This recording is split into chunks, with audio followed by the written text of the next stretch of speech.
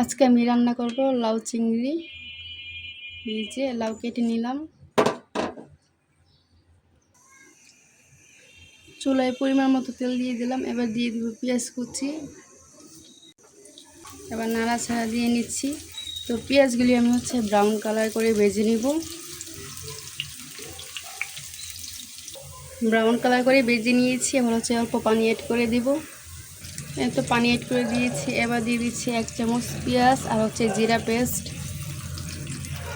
রসুন পেস্ট দিয়ে দিচ্ছি 1/2 চামচ, হলুদের গুঁড়া দিয়ে দিচ্ছি 1/2 চামচ থেকে একটু কম, মরিচের গুঁড়া দিয়ে দিচ্ছি 1/2 চামচ থেকে একটু কম, দিয়ে দিচ্ছি সামান্য ধনিয়া গুঁড়া,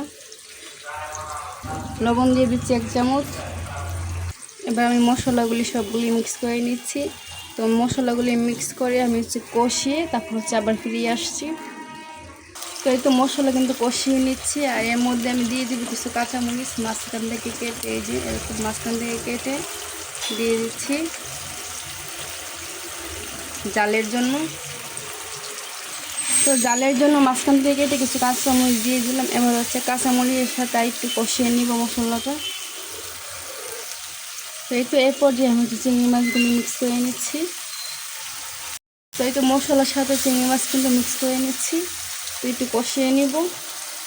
তো এই তো কষিয়ে নিয়েছি। এরপর যে আমি লাউগুলি মিক্স করে দিচ্ছি।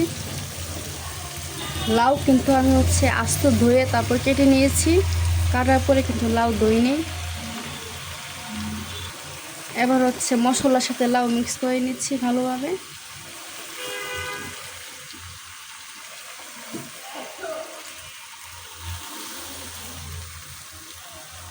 এই তো লাউয়ের সাথে মশলা মিক্স করে নিয়েছি। এরপর যে আমি কিছুটা পানি অ্যাড করে নেব। তো এই তো আমি কিন্তু পানি অ্যাড করে নিয়েছি। এবার একটা ঢাকনা দিয়ে আমি রেখে দিব, যাতে সিদ্ধ হয়ে রান্না হয়ে যাবে। তো এই তো আমি একটা ঢাকনা দিয়ে পর্যায়ে রেখে দিব। মাঝখানে কিন্তু কয়েকবার নাড়াচাড়া দিয়ে নিব।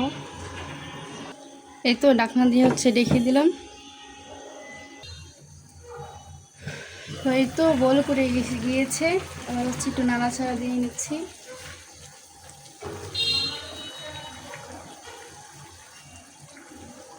যে পানি আছে তাতে কিন্তু লাউটা সিদ্ধ হয়ে যাবে। এই যে এবার আমি আবারও রেখে দিচ্ছি।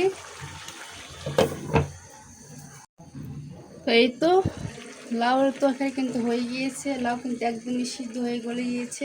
এবার দিয়ে দিব ধনিয়া পাতা। তো এই যে ধনিয়া পাতা দিয়ে দিলাম। এবার মিক্স করে নিচ্ছি। এই তো ধনিয়া পাতা কুচি দিয়ে দিলাম। আমার লাউয়ের তরকারি কিন্তু হয়ে গিয়েছে। এই যে দেখাচ্ছি একদমই নরম হয়ে গিয়েছে। এই যে একদমই নরম হয়ে গিয়েছে লাউগুলি। এই লাউটা খুবই ভালো। তাই এই যে আজকের ভিডিও এ পর্যন্তই বন্ধুরা। আল্লাহ হাফেজ।